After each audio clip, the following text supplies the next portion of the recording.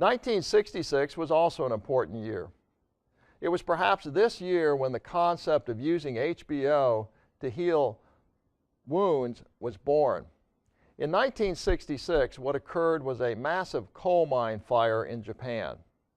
Out of this fire came a lot of miners with thermal burns, carbon monoxide poisoning, and some with both thermal burns and carbon monoxide poisoning. And as the surgeons and physicians looked at the experience acquired from this fire, they noticed that some of the patients with thermal burns who happened to have carbon monoxide poisoning and get treated for HBO, they appeared to heal faster, have fewer complications, and required less fluid resuscitation. Now, a thermal burn is also a particular kind of wound, and it has many of the characteristics of the other wounds that people see in today's modern wound healing centers. And it was this publication that really sparked the interest in utilizing HBO to perhaps treat other kinds of special wounds and complex wounds. In 1967, the UMS is formed, Undersea Medical Society. This was formed by 6 naval dive officers who were attempting to organize what was now the burgeoning literature on the therapeutic use of hyperbaric medicine. In 1986, they added the term hyperbaric to the Undersea Medical Society, and it now became the Undersea and Hyperbaric Medical Society. The addition of this term hyperbaric reflected the increasing interest in clinical applications. Now, this society numbers several thousand members. It is international in scope. And in 1977, the UHMS produced a very important document entitled the Committee Report. The principal importance of the committee report is that it is a succinct summary of all the accepted indications for hyperbaric medicine.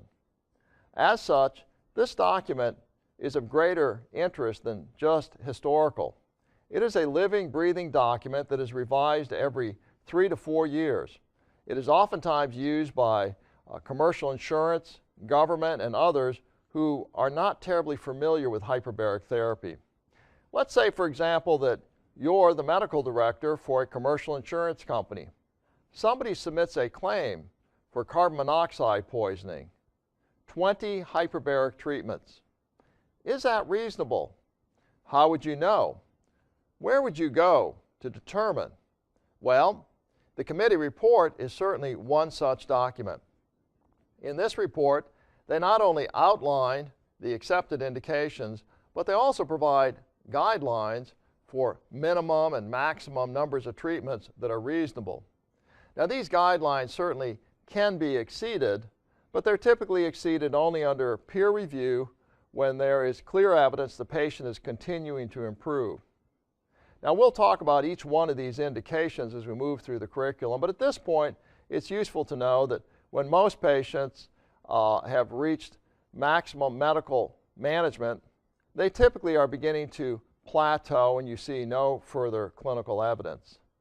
And in most cases, that point is very close to what the committee report would predict based on current clinical experience.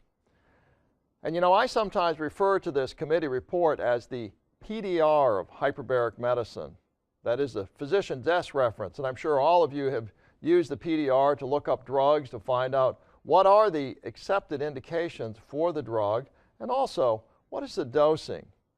And the number of treatments for HBO is very similar to number of milligrams or the dosing that one would use for medication. So again, if that's helpful, you might find this document certainly is a must-have document for any modern hyperbaric program.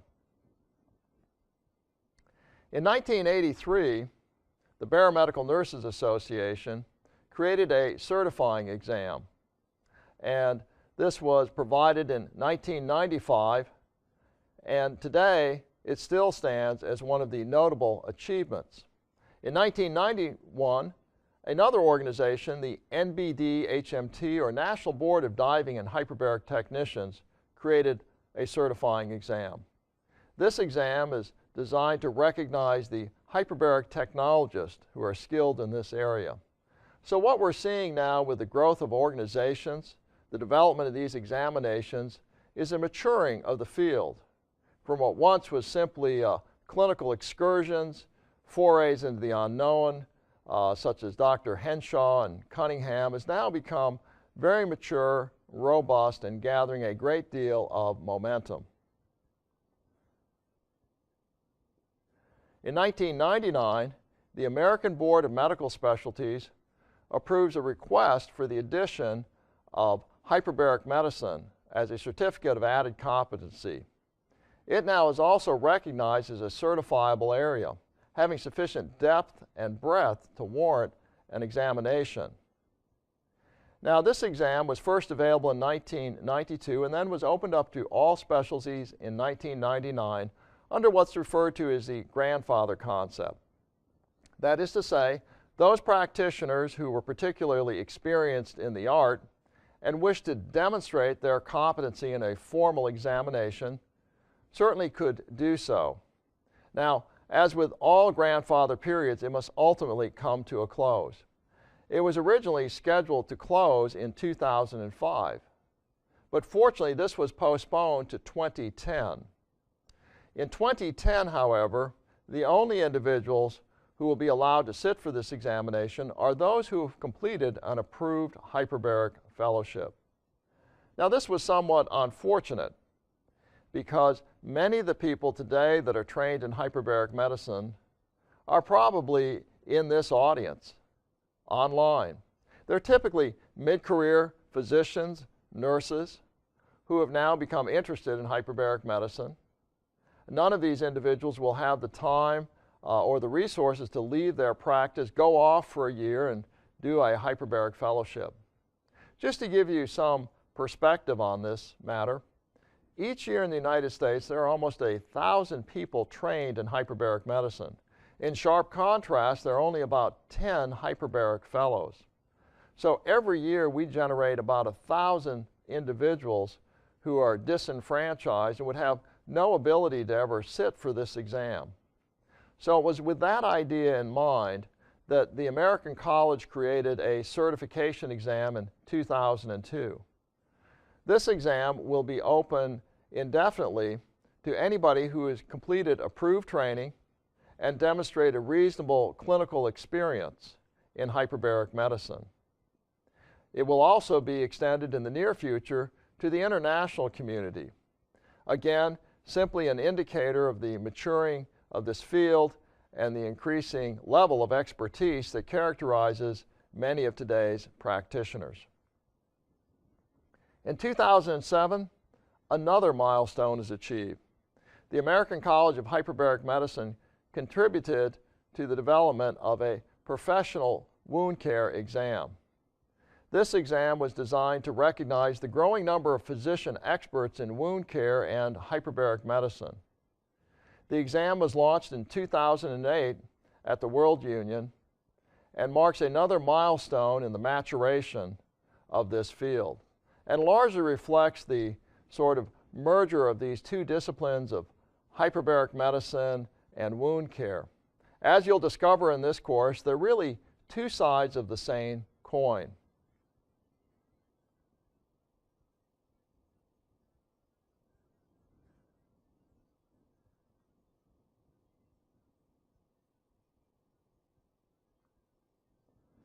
So what are the methods for delivering hyperbaric oxygen?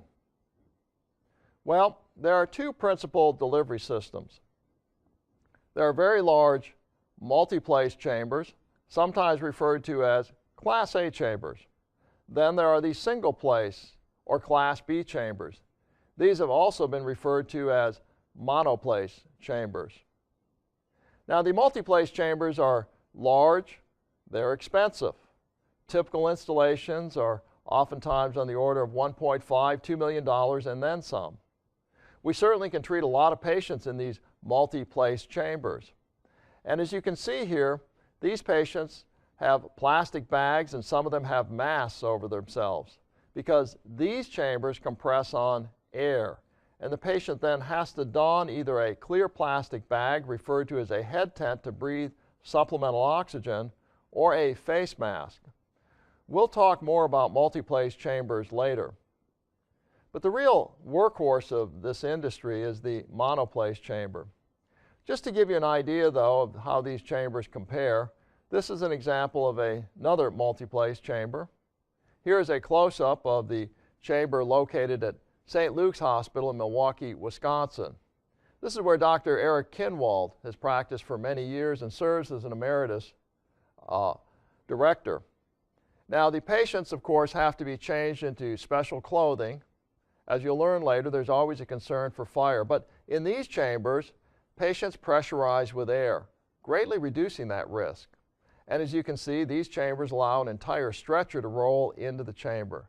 The patient has to don this mask, as you see here, and breathe supplemental oxygen or these head tents. Now remember, a monoplace chamber is compressing with oxygen. The staff has to carefully monitor everything that goes on because the staff in the chamber, breathing air as they are, under pressure, is at risk for decompression illness. Now, the particular advantages of a multiplace chamber would include the following. They have a higher working pressure, 6 ATA.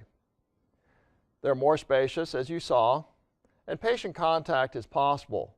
This permits various kinds of ICU activity, and should the patient develop a pneumothorax, you certainly could address this in a multiplace chamber because of the availability of direct patient contact. Now, we'll talk more about a pneumothorax. It's what I sometimes refer to as the Bigfoot of hyperbaric medicine. Everybody worries about it, but rarely do we ever see it. We can also use electrical equipment if needed in a multiplace chamber. Again, the fact that we are compressing with air greatly reduces any risk of oxygen fires. And of course, staff can come and go during therapy. There is a special lock system, an outer door and an inner door. The staff enters this outer door, they close it, they pressurize then to the depth and open the inner door to enter the chamber. Disadvantages? Well, high capital requirements, as I mentioned. Certainly that is oftentimes a big detriment. It has a higher operating cost and certainly is technically more demanding, as you'll come to appreciate later on in the course. There are major engineering requirements. These chambers typically have to be placed only in the basement because of the enormous weight and structural requirements. And of course, as I mentioned, there's a risk of decompression sickness for the staff.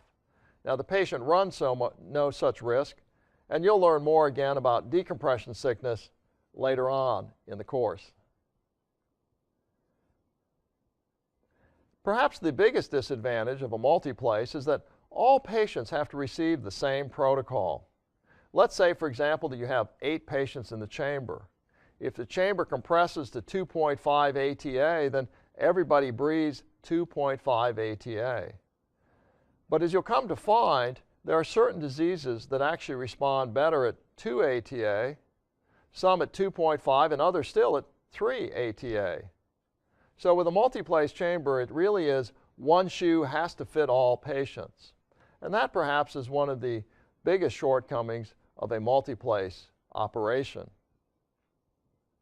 Now, the monoplace chamber, such as you see here, is the workhorse of the industry. It is these kind of chambers that really supply some 95% of all the hyperbaric therapy here in the United States. These clear-walled acrylic chambers allow the patients to be placed into them using a rail system. Now, the typical time in the chamber is about 2 hours. We'll talk more about protocols later, but at this point it's useful to know that patients typically have to come in once a day for a 2-hour treatment, Monday through Friday. So it's a significant commitment for the patients. The staff is always in constant contact with the patients throughout their treatments. Now, the advantages of a monoplace: cost. They're considerably less expensive, about $100,000 per chamber. The space requirements are also nominal. The engineering requirements are quite modest compared to the requirements of a large multiplace. You do have to have an oxygen delivery system, and it has to meet NFPA regulations. NFPA stands for National Fire Protection Agency. We'll talk more about its regulations when we talk about safety towards the end of the course. The chambers are relatively mobile.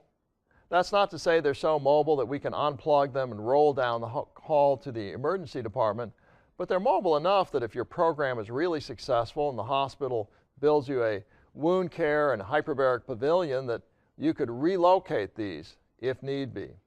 So typically, once these chambers are put in place, they're left there unless there is a complete relocation of the program. Now with a multiplace, once it goes in, it really cannot ever be moved again because of the enormous engineering requirements. It is fixed to its location. Also, with a monoplace, each treatment can be protocol specific for the condition. So if you have 3 chambers, you could have a patient in the first chamber being treated at 2 ATA, patient in the second chamber at 2.5, and the patient in the third, if need be, at 3 ATA.